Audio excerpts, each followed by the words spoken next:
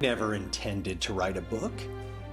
It just sort of happened. I sat down one morning to write a very simple 6 to maybe 8 stanza poem as a tribute to a story my father would tell us growing up. Like most children, my brothers and I expected our father to tell us a story every night as we drifted off to sleep. And one of the hundreds of stories that he'd tell featured a little bee who was scared to death, but made brave choices to become a hero.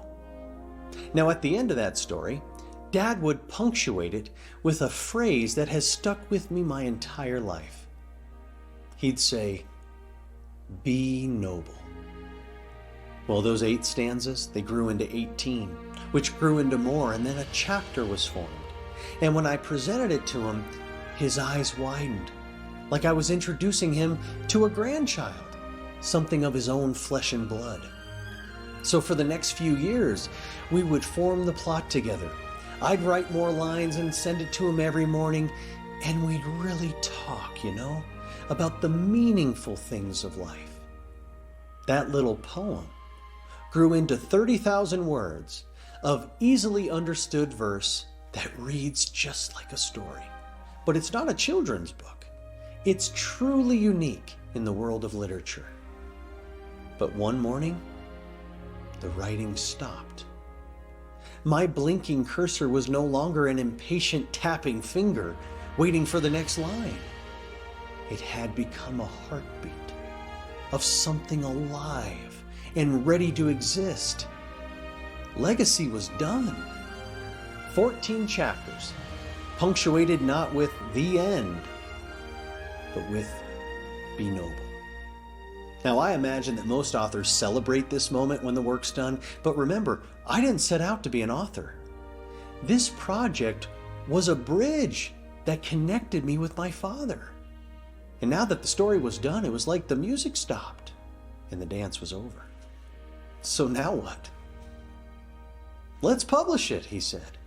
Now, my first reaction to that was like that dream you have when you show up to high school naked, exposed. I did not want to share this publicly. It would be like broadcasting my personal prayers. No, thank you. The bridge that Dad and I had built, it didn't crumble or anything dramatic, but it did become a byway that was traveled less. There was a void, and we both felt it. And so, like fathers do, Dad sat me down, and I'll never forget what he said. He said, "Michael, what you've written, the world needs right now. And the first person who needs it is you." I was scared. I'm still scared.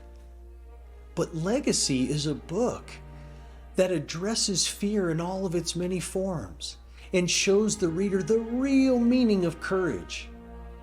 Because what you choose to do in the growling face of fear is what writes your legacy.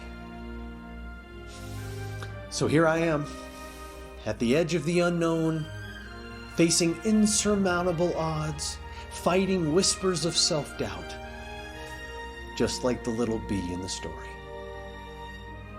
My name is Michael Pietrack, and I'm the author of Legacy. But I need your help to share this magnificent story with the world. Let's give them something unique, something special that inspires them to be noble in a time that the world needs it most. And in doing so, you'll help me preserve my father's legacy.